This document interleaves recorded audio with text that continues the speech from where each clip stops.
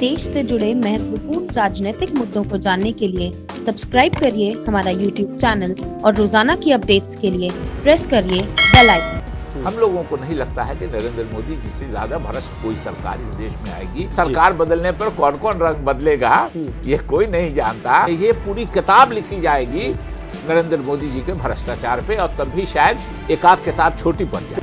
भारत और पाकिस्तान की सीमा पर तनाव जारी है। चुनाव अपने सिर पर हैं और केंद्र में काबिज भारतीय जनता पार्टी सरकार के नेतागण चुनावी कार्यक्रमों में व्यस्त हैं। वहीं बिहार के मिथिला क्षेत्र में मिथिला विकास बोर्ड के नाम पर अनशन चल रहा है। इन सब मुद्दों पर बातचीत करने के लिए हमारे साथ मौजूद हैं कांग्रेस के वरिष्ठ राष्ट्रीय प्रवक्ता, 3 बार के विधायक, 2 बार के सांसद और केंद्र और राज्य सरकारों में पूर्व मंत्री शकील अहमद जी। बहुत बहुत स्वागत करते हैं सर हम आपका। ये बहुत धन्यवाद। और जो सबसे पहला सवाल हम आपसे पूछना चाहेंगे सर, भारत और पाकिस्तान के बीच जो तनावपूर्ण स्थिति है वो गंभीर होती जा रही है, लेकिन भारतीय जनता पार्टी सरकार के जो नेतागण हैं वो चुनावी कार्यक्रमों में व्यस्त हैं। प्रधानमंत्री नरेंद्र मोदी आज देश की सबसे बड़ी वीडियो कॉन्फ्रेंसिंग करके मेरा बूथ सबसे मजबूत का संदेश दे रहे हैं। इस पर आप क्या कहना चाहेंगे? देखिए, तनावपूर्ण स्थिति है, ये हमको आपको पूरे देश को मालूम है। तनाव नहीं होना चाहिए। जंग, साहिल लुधियानवी एक बहुत मशहूर कवि थे, उनका एक कविता की एक पंक्ति है कि जंग तो खुद एक मसला है, जंग मसलों का हल क्या होगी। यानी जंग खुद समस्या है, जंग समस्याओं का हल नहीं हो सकता। लेकिन ये जंग हम पर एक तरह से थोपी जा रही है।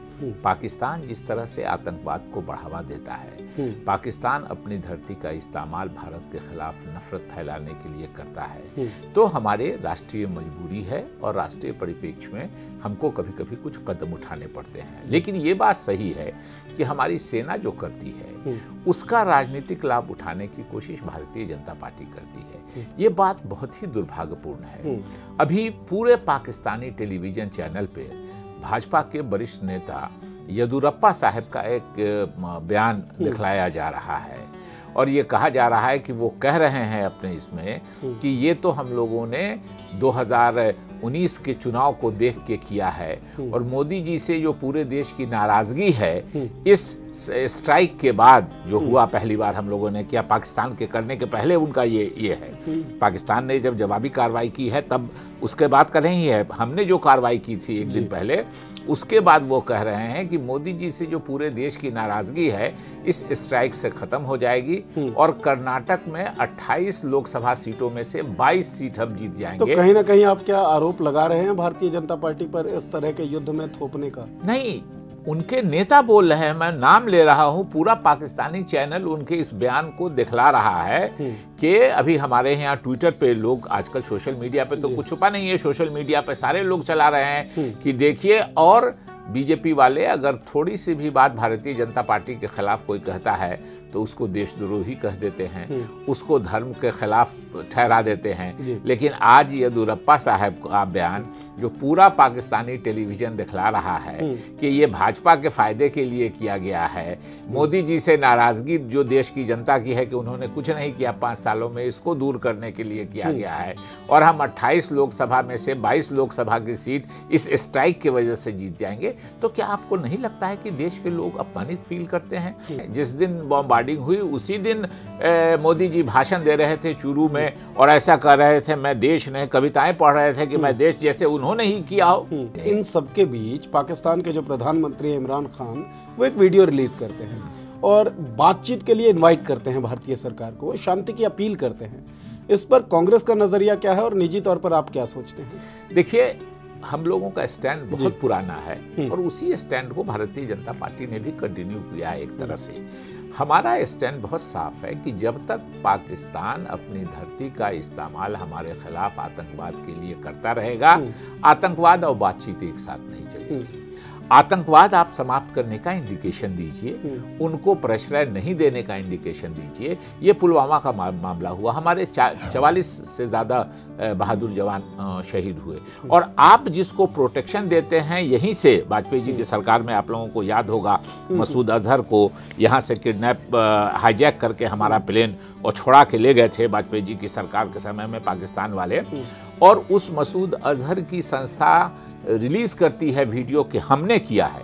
और आप उसको कुछ नहीं कह रहे हैं, आप उसको मान सम्मान के साथ बैठाले हुए हैं। तो बातचीत और आतंकवाद दोनों एक साथ लेकिन नहीं इमरान चल खान सकता। कह रहे हैं कि वो इन्वेस्टिगेशन करने को तैयार हैं, कोई सबूत है तो उनको दिखाया क्या जाए। उनको सबूत, इससे ज्यादा बड़ा क्या सबूत होगा? यूनाइटेड नेशंस ने उसका नाम लिया है। यूनाइटेड नेशंस में कई देशों ने, चीन छोड़ के, चीन के पाकिस्तान से निकटता है उनको छोड़ के, बाकी तमाम देशों ने जो भारत का एक ये है, मसूद अजहर के बारे में पहले भी बात की है। और ये किसी से दुनिया से छुपी हुई बात है कि पाकिस्तानी हिंदुस्तान का इंडियन एयरलाइंस का हवाई जहाज जो काठमांडू से दिल्ली आ रहा था उसको किडनैप कर लिया, और किडनैप करके अटल बिहारी वाजपेयी जी की सरकार थी, ये मेरे ख्याल में 99 की बात है, और मसूद अजहर को छुड़ा के यहाँ से ले गए, वो हमारी जेल में बंद था। अच्छा सर, तमाम जो ये घटनाक्रम हो रहे हैं सीमा के पास, उसका भारतीय राजनीति पर क्या असर पड़ेगा और आगामी जो लोकसभा चुनाव 2019 है उस पर क्या इम्पैक्ट पड़ेगा? देखिए, मेरे ख्याल में ये देश की सुरक्षा का मामला है, इसको सभी राजनीतिक दलों ने समर्थन दिया। इसमें एक ही पार्टी कसूरवार है, वो भारतीय जनता पार्टी और नरेंद्र मोदी जी, जो इस नाम पर वोट लेना चाहते हैं। ये एक बड़ी बात है। सभी राजनीतिक दलों ने अनकंडीशनल सपोर्ट किया। सिर्फ एक और एक पार्टी इसका राजनीतिकरण करना चाहती है। एक बार अभी तक किसी ने कंडेम नहीं किया है येदियुरप्पा जी के बयान को, जिनका पूरा बयान पाकिस्तानी टीवी दिखा रहा है कि वोट के लिए ये किया गया है, चुनाव जीतने के लिए ये किया गया है, मोदी जी से लोग नाराज थे इसलिए ये किया गया है। ये येदियुरप्पा जी का, अगर दूसरे ने किसी ने कहा होता, दूसरी पार्टी के किसी ने, तो बीजेपी वालों ने, उनके जो सोशल मीडिया ट्रोल्स हैं, इन्होंने अभी तक येदियुरप्पा जी को देशद्रोही घोषित कर दिया होता। लेकिन येदियुरप्पा जी के खिलाफ अभी तक भारतीय जनता पार्टी की तरफ से ऑफिशियल कुछ नहीं कहा जा रहा। तो सर, इस पूरे घटनाक्रम में दोषी भारतीय जनता पार्टी है या पाकिस्तान है? देखिए, बिल्कुल पाकिस्तान है जी, लेकिन पाकिस्तान के खिलाफ सारे लोग इकट्ठा हैं।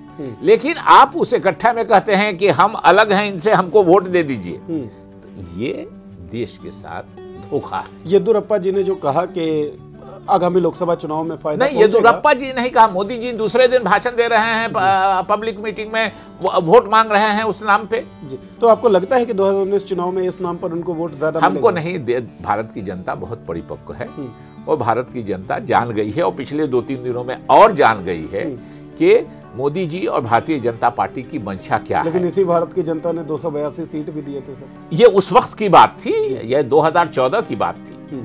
आप याद कीजिए कि 2099 में वो जीते थे, 1999 में वो जीते थे स्पष्ट बहुमत से, और 2004 में कितनी बुरी तरह हारे थे, आप याद कीजिए। गठबंधन सरकार बनी थी, मेजोरिटी किसी को मिली नहीं थी। तो अभी भी तो मोदी जी 42 पार्टियों के साथ हैं। ये ठीक है कि उनको पिछली बार मिल गई जी, और इस बार तो बहुत लोगों को शक है दूसरा। अच्छा सर, 2014 की 1999 की बात की आपने, 2019 में कांग्रेस समर्थ है भारतीय जनता पार्टी से लोहा लेने में? नहीं, एक बात ये सही है कि बहुत सी जगहों पर, देखिए, यहाँ स्टेट स्पेसिफिक पार्टीज हैं। ये बात किसी को कहने में कोई इतराज नहीं होना चाहिए कि कांग्रेस और भारतीय जनता पार्टी ये दो राष्ट्रीय स्तर की पार्टियां हैं। कहीं ना कहीं बीजेपी को तो अभी भी कई स्टेट है जिसमें कहीं कोई एक मेंबर भी आपको नहीं मिलेगा, लेकिन नेशनल लेवल पे सीट्स की संख्या के हिसाब से नेशन में अपने बलबूते पे उनकी सरकार बन गई। लेकिन जो सच्चाई ये है कि उसके बाद स्टेट स्पेसिफिक अलायंसेस होते हैं। मोदी जी जब पिछले बार जीते, ये सही है कि उनको अपनी पार्टी को 282 सीट आ गया, लेकिन कितनी पार्टियों के साथ थे? 24 पार्टियों के साथ। अटल बिहारी वाजपेयी जी भी थे प्रधानमंत्री, और 24 से ज्यादा पार्टियों के साथ अलायंस मोदी जी का। आज भी मोदी जी कहने को कह रहे हैं, हम लोगों को कहते हैं महागठबंधन और महामिलावट, और अपने क्या है, अकाली दल साथ हैं, नीतीश कुमार जी साथ हैं, उसके बाद वो नीतीश जी तो कभी आपके भी दोस्त हुआ? नहीं, नीतीश जी ज्यादा उन्हीं के दोस्त रहे, बीच में हमारे पास आ गए थे, तो आज भी नीतीश जी उनके साथ हैं। शिवसेना उनके पार्टनर है पुरानी, फिर दोस्ती हो गई जी। ये ठीक है कि एक स्पेशल सऊदी अरब के क्राउन प्रिंस का जो स्वागत किया गया, और उसके बाद जो कॉन्ट्रैक्ट साइन हुआ जिसमें मध्य प्रदेश, ये महाराष्ट्र सरकार ने अपना अलायंस कैंसिल किया, ये पता नहीं आप लोगों को पता है या नहीं। और उसके बाद क्राउन प्रिंस का जो इतना लंबा स्वागत हुआ प्रोटोकॉल तोड़ के, उसके पीछे वो डील साइन करने का मामला था। ये सारा देश जानता है। इंडियन ऑयल कॉरपोरेशन से चीन के 2018 में $44 बिलियन का एक कॉन्ट्रैक्ट साइन हुआ था भारत पेट्रोलियम एंड IOCL, और वहाँ जो आरामको की तेल कंपनी है आरामको, उसके साथ वो एक दिन पहले क्राउन प्रिंस के आने के एक दिन पहले वो डील कैंसिल हुई, और सऊदी अरब आरामको ने वो डील किसके साथ कर लिया, दूसरे दिन बात कर ली, वो आप गूगल पे खोज लीजिए, आपको मिल जाएगा। अच्छा सर, 2019 के चुनावों के लिए कांग्रेस की रणनीति क्या रहने वाली है? देखिए, जो किसी भी राजनीतिक दल का क्या होता है कि हमने जो किया, हमारा जब शासन था तो हमने किया, वो लोगों के सामने है। हमारे विरोधी को आपने मौका दिया, राजनीतिक एक अल्टरनेटिव आपने चुना, उसने क्या किया, जो वादे किए वो पूरे नहीं किए, और इन्हीं सब बातों पे चुनाव होता है जी। अलायंस के ऊपर भी चुनाव होता है, जिसकी काफी कोशिश की गई, लेकिन कांग्रेस को हटाकर बाकी पार्टियां साथ में आई। नहीं, सभी अलायंस में साथ हैं। आपने देखा होगा कल 21 पार्टियों ने एक साथ रेजोल्यूशन पास किया है और दुख प्रकट किया है कि बीजेपी इसका पॉलिटिसाइजेशन कर रही है। कल 21 पार्टियों की यहाँ मीटिंग हुई है। सर, यदि इस मामले को हम छोड़ें, जो भारत पाकिस्तान सीमा पर फिलहाल जो तनाव चल रहा है, तो उत्तर प्रदेश में काफी उम्मीदें थी गठबंधन से, कांग्रेस पार्टी को भी, और गुलाम नबी आजाद ने फिर प्रेस कॉन्फ्रेंस करके कहा भी, जब अखिलेश और मायावती ने अपना स्वीकार किया गठबंधन, कि हम भी साथ चलना चाहते थे लेकिन नहीं चुने गए तो कोई बात नहीं। उधर पश्चिम बंगाल में ममता बनर्जी जब विपक्षी नेताओं का जो मंच उन्होंने सजाया, उसमें भी कांग्रेस शामिल नहीं थी।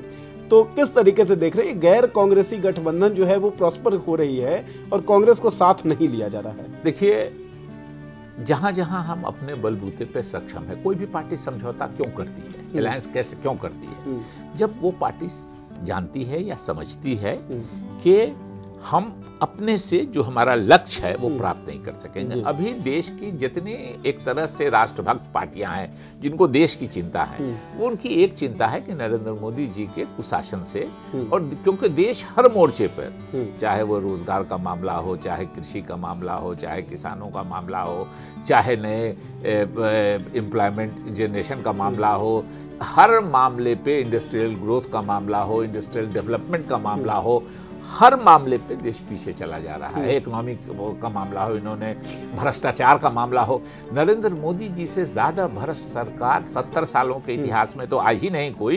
लेकिन मुझको लगता है अगर जनतंत्र इस देश का बचा, भगवान करे बचा रहे, तो आने वाले भी 200-400 सालों में हम लोगों को नहीं लगता है कि नरेंद्र मोदी जी से ज्यादा भ्रष्ट कोई सरकार इस देश में आएगी, सिवाय पूंजीपति को। हम लोग पढ़ते थे कि जनतंत्र में सरकारें क्या होती है, तो बहुत स्टैंडर्ड आंसर था उसका कि जनतंत्र में सरकारें जनता की, जनता के द्वारा और जनता के लिए होती है।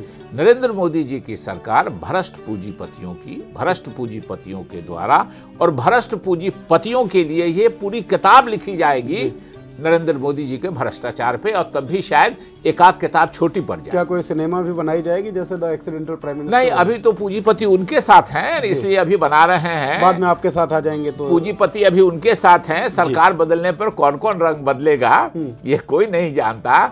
तो इसीलिए कोई नरेंद्र मोदी जी पर फिल्म बना रहा है, कोई मनमोहन सिंह जी को क्रिटिसाइज करने के लिए फिल्म बना रहा है, कोई 71 की हमारी लड़ाई पाकिस्तान से, उनके 2 टुकड़े होने, 95,000 फौजों के सरेंडर को छोटा बता के एक स्ट्राइक पे फिल्म बना रहा है। और ये सिर्फ इसलिए बना रहा है कि नरेंद्र मोदी जी के जो पूंजीपति मित्र हैं वो पूंजी लगा रहे हैं, ये सारे कि इससे नरेंद्र मोदी जी को फायदा हो। बिल्कुल एक एक फिल्म जी जो हमारे खिलाफ बन रही है वो भी नरेंद्र मोदी जी के पूंजीपति मित्र बना रहे हैं, जो नरेंद्र मोदी जी के नाम पर बन रही है वो भी नरेंद्र मोदी जी के पूंजीपति मित्र बना रहे हैं। ठीक।